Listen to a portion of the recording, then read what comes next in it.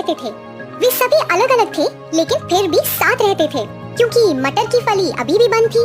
वे सूर्य की किरणों को सहन करने के लिए अभी बहुत छोटे थे। वे सारा दिन सोते रहते थे लेकिन रात में वे एक दूसरे से बात करते थे और अपने आसपास संगीत सुना करते थे, खासकर चंद्रमा का संगीत। सुंदर चंद्रमा तारों से लिपटा हुआ मटरों के लिए सुंदर गीत गाता था। पूर्णिमा के समय वह मृदंग बजाता था। चंद्रमा द्वारा बजाए जाने वाले तेज मृदंग को सुनकर मटर जाग जाते थे, लेकिन चंद्रमा का संगीत पर हर मटर की अपनी प्रतिक्रिया थी।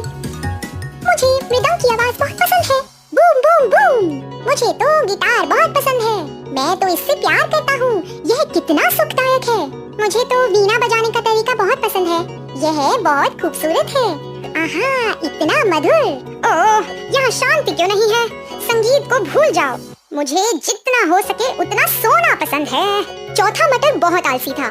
पांचवा और सबसे छोटा मटर अन्य चार से बहुत अलग था।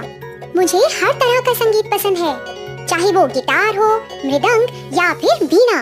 उनमें से हर एक खास है और जब मैं उनकी धुन सुनता हूँ तो मुझे खुशी होती है। मटर दिन ब दिन बढ़ते जा रहे थे और अब उन्हें लगा कि उनकी फली सड़ रही है। वे सभी शिकायत कर रहे थे और एक दूसरे को हटा रहे थे। अचानक मटर की फली खुली और एक कठोर रोशनी आई, जिससे मटर बहुत नाराज हो गए। कुछ मिनटों के बाद जब वे सभी सूरज की रोशनी के साथ सहज हो गए तो उन्होंने एक चर्चा शुरू कर दी। मुझे लगता है कि हमें बाहर जाने और दुनिया को देखने का मौका मिला है। क्या आप सच में इसे एक अच्छा विचार मानते हैं? मुझे लगता है कि दुनिया हमारे लिए खतरनाक हो सकती है। हम संभावनाओं पर चर्चा करने में अपना समय क्यों बर्बाद कर रहे हैं? मैं बाहर जाकर अलग अलग रंग देखना चाहता हूँ। मैं इस फली के बाहर जीवन का आनंद लेना चाहता हूँ। आप जो करना चाहते हैं वो करो, मैं तो बस सोना चाहता हूँ। चलो कोशिश करते हैं। हम लंबे समय से यहाँ हैं, हम बाहर की दुनिया को नहीं जानते हैं। उन्होंने अंत में इसे एक साहसिक कार्य के रूप में लिया और एक एक करके वे फली से नीचे खिसक गए।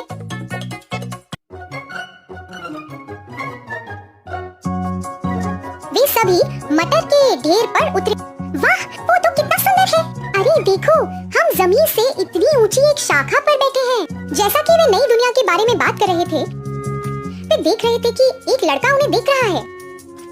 ये मटर मेरे गुलेल के लिए एकदम सही लगते हैं, मुझे उन्हें भी उठाना चाहिए। लड़के ने एक एक कर सभी को उठाया। पहला मटर आकाश में बहुत दूर उड़ा, दूसरे मटर तो उसे देख भी नहीं पाए। ओह, मैं मरने जा रहा हूँ। फिर लड़के ने अपनी गुलेल के साथ दूसरा, तीसरा और चौथे मटर को एक एक करके दूर फेंका। मटर चीख रहे थे जैसे वे जाने कहाँ उड़ रहे हो। फिर सबसे छोटा मटर उड़ा। वाह, मैं तितली की तरह बादलों में उड़ रहा हूँ। मुझे एक ऐसी जगह ले चलो जहाँ मैं महान जीवन जी सकूं। सबसे छोटा मटर एक खिड़की पर उतरा। जैसे ही उसने खिड़की से झांका, उसने देखा कि एक छोटी लड़की बिस्तर पर सो रही है। वे अस्वस्थ थी और लगातार खांसी कर रही थी। उसकी माँ उसे खाने के लिए कह रही थी, मेरी बेटी, कुछ खाने की कोशिश करो, ये तुम्हें बीमारी से लड़ने की ताकत देगा। मुझे माफ कर दो माँ, मुझे खाने का मन नहीं कर रहा। अगर तुम नहीं खाओगी तो कैसे मजबूत और स्वस्थ बनोगी? मटर ने देखा कि माँ छोटी लड़की को खिलाने की कोशिश कर रही थी, लेकिन लड़की खाने के लिए बहुत बीमार थी। लड़की के लिए माँ बहुत चिंतित लग रही थी। रात में जब लड़की सो गई तो मटर ने लड़की की माँ और उसके लिए प्रार्थना की और वह उनके लिए बहुत दुखी भी हुआ। वह मदद करना चाहता था। देर रात मटर ने खिड़की के माध्यम से कमरे में प्रवेश किया।